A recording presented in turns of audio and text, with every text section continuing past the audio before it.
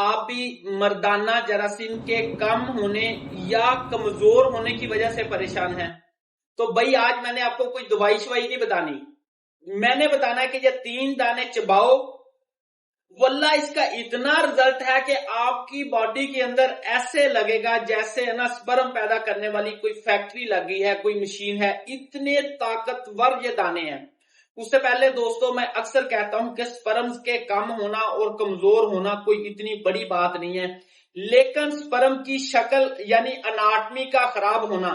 کچھ سپرم کا سر بڑا ہو جاتا ہے، دم چھوٹی ہے، کچھ کی دم بڑی ہو جاتی ہے، سر بڑا، یعنی کہ سپرم کی اناٹمی خراب ہو جاتی ہے، اور وہ جس جگہ پہ رہتے ہیں ان کا ماحول خراب ہو جاتا ہے، مثلا پس سیلز بڑھنا شروع ہو جاتے ہیں، تو پھر آپ کو انتظار نہیں کرنا ہوگا کہ میں کیا کھاؤں، میں یہ کھاؤں، طاقت کے لیے کیا استعمال کروں، آپ کو فوراً اپنے ڈاکٹر سے رجوع کرنا ہوگا۔ میں نے آپ کو بتانا ہے کہ 3 دانے پستے کے آپ نے صبح و شام چبانے ہیں،